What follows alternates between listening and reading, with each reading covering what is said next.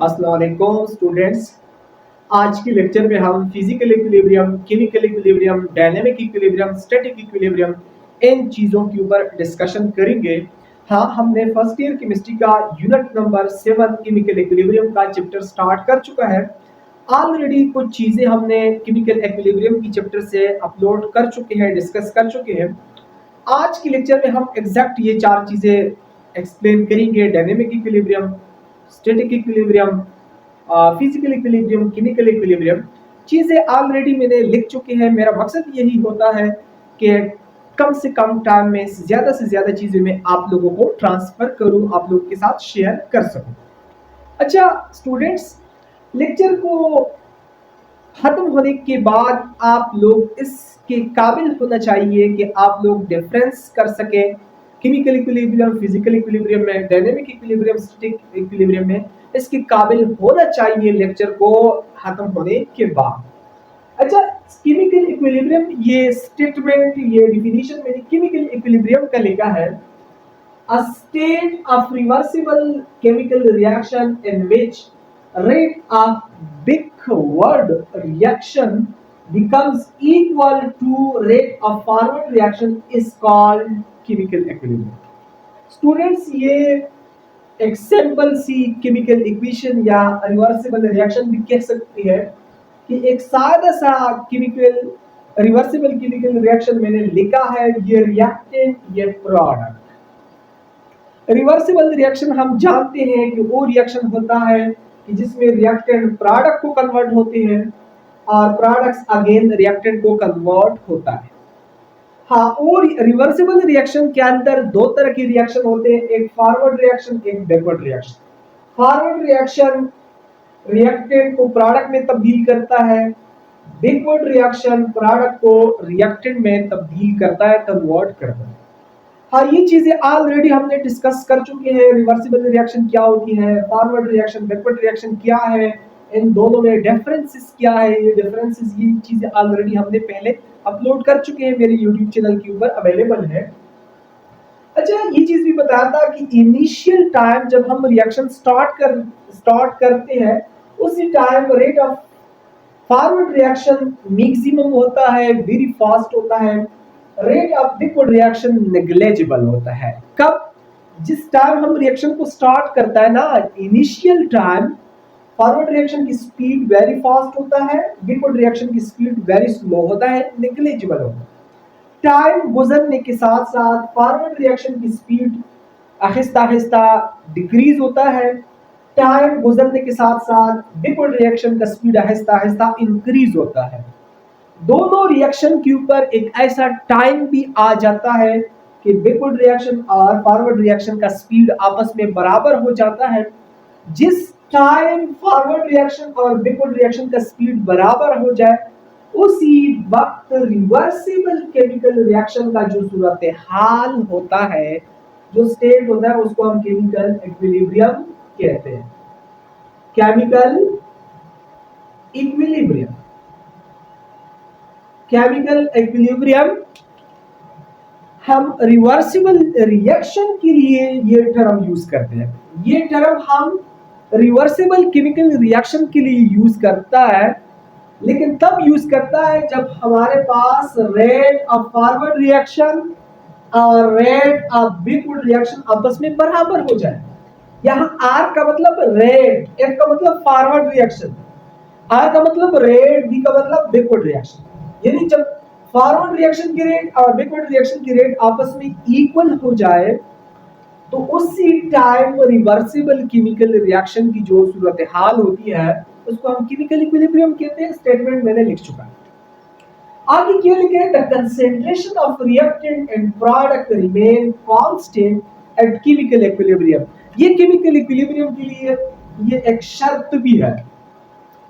जब दोनों की स्पीड बराबर हो जाए, जब दोनों रिएक्शन की स्पीड इक्वल हो जाए, तो प्रोडक्ट कंसेंट्रेशन और रिएक्टेंट कंसेंट्रेशन रिमेन कांस्टेंट हो जाता है। मतलब जितने स्पीड में फॉरवर्ड रिएक्शन चलता है, उतना स्पीड में तो बैकवर्ड रिएक्शन चलता है। यानी जितना फॉरवर्ड रिएक्शन में जितना रिएक्टेंट की कंसेंट्रेशन प्रोडक्ट को कन्वर्ट होता है, उतना ही प्रोडक्ट की कंसंट्रेशन रिएक्टेंट को कन्वर्ट होता है। दोनों की स्पीड जब बराबर हो जाए तो फिर क्या होता है, जितने स्पीड के साथ रिएक्टेंट प्रोडक्ट को कन्वर्ट होता है उतने ही स्पीड के साथ प्रोडक्ट रिएक्टेंट को कन्वर्ट होता है। इसी वजह से जब दोनों रिएक्शन की रेट बराबर हो जाए तो प्रोडक्ट और रिएक्टेंट कंसंट्रेशन रिमेन कांस्टेंट हो जाता है, फिर रिएक्टेंट और प्रोडक्ट की कंसंट्रेशन में कोई चेंज नहीं आता है। ये इंतहाई इंपॉर्टेंट पॉइंट है। हाँ, पूछे जा सकता है कि केमिकल इक्विलिब्रियम में दोनों रिएक्शन की रेट एक तो इक्वल हो जाता है और रेट इक्वल होने की वजह से प्रोडक्ट और रिएक्टेंट कंसंट्रेशन रिमेन कांस्टेंट हो जाता है। आगे मैंने क्या लिखा है कि chemical equilibrium is dynamic equilibrium. Chemical equilibrium जो है स्टूडेंट्स, ये एक डायनेमिक इक्विलिब्रियम भी है। डायनेमिक का मतलब है मोशन, यहां पे डायनेमिक का मतलब है मोशन। ये यानी एक ऐसा इक्विलिब्रियम कि जिसमें दो अपोजिट प्रोसेस मोशन में हो लेकिन उनका रेट इक्वल हो। हाँ, हर उस इक्विलिब्रियम को हम डायनेमिक इक्विलिब्रियम कहते हैं।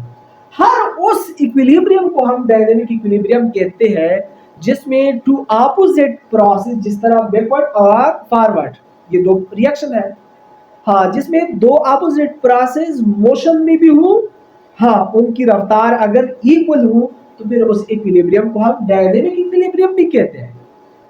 केमिकल इक्विलिब्रियम में फॉरवर्ड रिएक्शन यानी रिएक्टेंट प्रोडक्ट को कन्वर्ट होता है, प्रोडक्ट रिएक्टेंट को कन्वर्ट होता है, लेकिन ये रिएक्शन मोशन फॉर्म में होते हैं, ये चलते रहते हैं। रिएक्टेंट प्रोडक्ट को कन्वर्ट होता है, प्रोडक्ट रिएक्टेंट को कन्वर्ट होता है। इस तरह ये प्रोसेस कंटिन्यूअस स्पॉन्टेनियसली चलता रहता है, लेकिन दोनों की रफ्तार इक्वल होते हैं, लेकिन ये दोनों की स्पीड स्टेशनरी फॉर्म में नहीं होते हैं।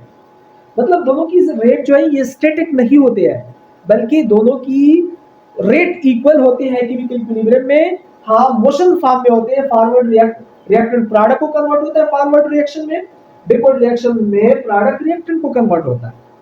हाँ, इसी वजह से केमिकल इक्विलिब्रियम को हम डायनेमिक इक्विलिब्रियम भी कहते हैं। ये एक एमसीक्यूज का पॉइंट भी है, याद रखें स्टूडेंट्स, एमसीक्यूज में भी आ सकता है कि केमिकल रिएक्शन इज, एमसीक्यूज इस तरह आ सकता है कि chemical reaction is, sorry, chemical equilibrium is A option dynamic equilibrium, B option static equilibrium, C option both A and B, D option none of these। याद रखिए डायनेमिक इक्विलिब्रियम होता है। Dynamic मतलब मोशन, यहाँ पे दोनों रेट बराबर होते हैं लेकिन मोशन में होते हैं, यानी चलते रहते हैं। ठीक है स्टूडेंट, उसके अलावा एक पॉइंट, ठीक है स्टूडेंट, उसके अलावा एक पॉइंट में एक और यहाँ पे बताता हूँ। जब रिएक्शन में इक्विलिब्रियम आ जाता है, ये शर्त नहीं है कि प्रोडक्ट की जो कंसंट्रेशन होता है वो बराबर होगा रिएक्टेंट की कंसंट्रेशन। ये प्रोडक्ट कंसंट्रेशन और हाँ, ये केमिकल इक्विलिब्रियम में प्रोडक्ट कंसंट्रेशन रिएक्टेंट कंसंट्रेशन ये इक्वल भी हो सकते हैं कि दोनों की कंसंट्रेशन इक्वल हो। इस तरह भी हो सकता है कि प्रोडक्ट कंसंट्रेशन ज्यादा हो रिएक्टेंट की कंसंट्रेशन से, तब भी इक्विलिब्रियम आ सकता है। हाँ, product concentration greater than reactant concentration. हाँ, इस तरह भी पॉसिबल है कि प्रोडक्ट की कंसंट्रेशन कम हो रिएक्टेंट की कंसंट्रेशन से। ये चीजें लाजमी नोट करना है। मैंने सिर्फ डिफिनीशन में लिखा है कि केमिकल इक्विलिब्रियम में रेट जो होता है, रेट दोनों रिएक्शन का वो इक्वल होता है। केमिकल इक्विलिब्रियम में फॉरवर्ड और बैकवर्ड रिएक्शन की जो रेट होती है वो इक्वल होता है। फिर लिखा है कि रिएक्टेंट और प्रोडक्ट कंसंट्रेशन सिर्फ कांस्टेंट रहता है। इक्वल का टर्म यहाँ पे नहीं लिखा है कि प्रोडक्ट और रिएक्टेंट कंसंट्रेशन जो है वो इक्वल होगा, नहीं।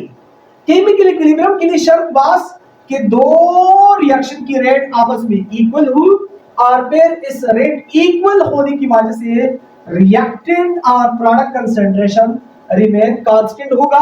लेकिन इक्विलिब्रियम के लिए ये चीज शर्त नहीं है। इस तरह भी हो सकता है, इस तरह भी हो सकता है, इस तरह भी हो सकता है। ठीक है स्टूडेंट्स, ऐसा केमिकल इक्विलिब्रियम भी होता है कि जिसमें प्रोडक्ट का कंसंट्रेशन लेस हो, रिएक्टेंट का कंसंट्रेशन ग्रेटर हो, लेकिन दोनों रिएक्शन का रेट आपस में इक्वल होगा।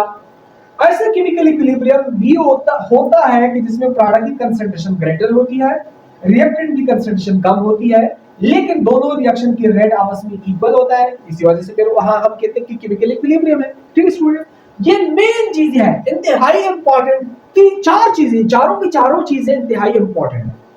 ये चीज dynamic equilibrium, chemical equilibrium dynamic equilibrium है, रिएक्टेंट और प्रोडक्ट की कंसंट्रेशन रिमेन कांस्टेंट होती है और दोनों रिएक्शन की रेट आपस में इक्वल होते हैं। ये तमाम अगर ये चार चीजें आप लोगों ने सीख ली, मतलब केमिकल इक्विलिब्रियम का मेन कांसेप्ट आपने सीख लिया। क्या कहा कि अगर ये चार चीजें आपने सीख ली तो इसका मतलब है कि केमिकल इक्विलिब्रियम का जो बेसिक कांसेप्ट है वो आपने अंडरस्टैंड कर लिया। ठीक है स्टूडेंट्स, आगे हम चले जाते हैं फिजिकल इक्विलिब्रियम को। A state in which the physical process of a system, such as phase change, melting, boiling, condensation, freezing, evaporation, etc., occur at equal rate in both direction is called physical equilibrium. Suppose students ये है ice. Ice तो हमें पता है कि solid में होता है। हाँ, अगर आइस का टेम्परेचर 0 डिग्री सेंटीग्रेड हो तो इसी टाइम पे कुछ आइस में वाटर भी होगा और कुछ हिस्सा सॉलिड में होगा। हाँ, अगर एग्जैक्ट 0 डिग्री सेंटीग्रेड टेम्परेचर हो तो यहाँ पे आइस जो होगा वो न कंप्लीट सॉलिड स्टेट में होगा और न ऐसा होगा कि 0 डिग्री सेंटीग्रेड पे कंप्लीट वाटर लिक्विड स्टेट में होगी। यहाँ पे अगर 0 डिग्री सेंटीग्रेड टेम्परेचर है तो आइस जो होता है ये मेल्ट होता है, वाटर को कन्वर्ट होता है, लेकिन टेम्परेचर 0 है। इसी ही टेम्परेचर पे कुछ वाटर फ्रीज होके आइस में कन्वर्ट होता है। हाँ, यानी 0 डिग्री सेंटीग्रेड पे अगर हमारे पास वाटर है तो 0 डिग्री सेंटीग्रेड पे वाटर न कंप्लीट लिक्विड स्टेट में होगा न कंप्लीट सॉलिड स्टेट में होगा। हाँ, कुछ हिस्सा वाटर का फ्रीज होके सॉलिड में कन्वर्ट होता जाएगा, कुछ हिस्सा आइस यानी सॉलिड मेल्ट होके दोबारा वाटर बनाएगा, वाटर दोबारा आइस बनाएगा, आइस दोबारा वाटर बना लेता है। यानी ये जो कहानी मैंने लिखा है मेल्टिंग पॉइंट, बॉइलिंग पॉइंट या कंडेंसेशन, यहाँ पे जो दो प्रोसेस होते हैं अपोजिट प्रोसेस, वो अगर इक्वल रेट में हो तो इसको हम फिजिकल इक्विलिब्रियम कहते हैं। यानी सपोज, ये एग्जांपल मैंने सपोज लिखा है स्टूडेंट्स कि आइस है, 0 डिग्री सेंटीग्रेड टेम्परेचर है। 0 डिग्री सेंटीग्रेड टेम्परेचर पे कंप्लीट आइस नहीं होगा, कुछ वाटर भी होगा यहाँ पे। हाँ, लेकिन वाटर भी कंप्लीट नहीं होगा। क्यों? कुछ वाटर होगा, कुछ आइस होगा। यहाँ पे इस तरह होता है कि आइस मेल्ट होता है वाटर को, वाटर फ्रीज होता है आइस को। एक्चुअली यहाँ पे ये दोनों फ्रीजिंग का और मेल्टिंग का, आइस सॉलिड है, सॉलिड जब लिक्विड को चला जाता है तो ये मेल्टिंग होता है। ये ऑलरेडी ये चीजें मेल्टिंग पॉइंट, बॉइलिंग पॉइंट, ये लिक्विड सॉलिड चैप्टर में ऑलरेडी हमने पढ़ चुके हैं। आगे सॉलिड लिक्विड का चैप्टर ऑलरेडी डिस्कस कर चुका है हमने। हाँ, यदि यहाँ पे फ्रीजिंग और मेल्टिंग, ये दो प्रोसेस अपोजिट प्रोसेस है। फ्रीजिंग में लिक्विड सॉलिड को कन्वर्ट होता है, मेल्टिंग में सॉलिड लिक्विड को कन्वर्ट होता है। हाँ, इस तरह जो दो प्रोसेस, ये दोनों फिजिकल चेंजेस है, ये दोनों फिजिकल चेंजेस है। इस तरह अगर दो प्रोसेस की रेट आपस में इक्वल हो, ये तो केमिकल चेंजेस नहीं है, ये तो फिजिकल चेंजेस आ जाता है। सॉलिड लिक्विड को कन्वर्ट होता है, लिक्विड सॉलिड को, ये तो फिजिकल चेंज है। लेकिन यहाँ पे अगर दोनों इस तरह ये दो प्रोसेस आपस में इक्वल रेट के साथ हो तो इसको फिजिकल इक्विलिब्रियम कहते हैं। इस तरह हमारे पास मेल्टिंग है, सॉरी बॉइलिंग है, इस तरह हमारे पास बॉइलिंग है और दूसरी तरफ हमारे पास कंडेंसेशन है। बॉइलिंग में लिक्विड वेपर्स को कन्वर्ट होता है, कंडेंसेशन में वेपर्स लिक्विड को कन्वर्ट होती है, कंडेंसेशन में वेपर लिक्विड को कन्वर्ट होता है, बॉइलिंग में लिक्विड वेपर्स को। अगर दोनों की रफ्तार आपस में इक्वल हो जाए तो हम कह सकते हैं कि यहाँ फिजिकल इक्विलिब्रियम है।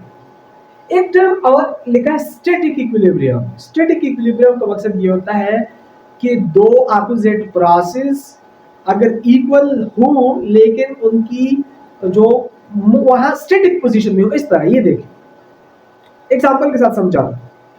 ये पेन यहां जो फिंगर के ऊपर रखा है, इस पेन का इस साइड की तरफ मास और इस तरफ मास इक्वल है। ये पेन बिल्कुल स्टैटिक फॉर्म में है, मतलब साकिन है, हरकत में नहीं है, इस तरह। ये स्टैटिक इक्विलिब्रियम है, बिल्कुल खामोश। स्टैटिक मतलब साकिन, स्टेशनरी। हाँ, इसका यहाँ इस तरफ वेट और इस तरफ वेट इक्वल है। ये जो इक्विलिब्रियम है, स्टैटिक इक्विलिब्रियम है। ऐसे इक्विलिब्रियम की जिसमें दो अपोजिट प्रोसेस या दो तरफ मास या और चीजें आपस में बराबर हो लेकिन वो स्टेशनरी फॉर्म में भी हो, तो ऐसा इक्विलिब्रियम को स्टैटिक इक्विलिब्रियम कहते हैं। लेकिन फिजिकल इक्विलिब्रियम, केमिकल इक्विलिब्रियम, ये दोनों डायनेमिक इक्विलिब्रियम है। ये याद रखें कि फिजिकल इक्विलिब्रियम, केमिकल इक्विलिब्रियम, ये दोनों डायनेमिक इक्विलिब्रियम है। लेकिन इसके साथ हमारा ज्यादा काम नहीं है, बस इसकी कहानी खत्म हो गई। नेक्स्ट क्लास में इसकी कुछ कंडीशन भी डिस्कस करेंगे। नेक्स्ट क्लास में केमिकल इक्विलिब्रियम की कंडीशन डिस्कस करेंगे, फिर ग्राफ डिस्कस करेंगे, फिर उसके बाद होमोजीनियस, हेटेरोजीनियस केमिकल इक्विलिब्रियम ये डिस्कस करेंगे, फिर लॉ ऑफ मास एक्शन को डिस्कस करेंगे। ठीक है स्टूडेंट।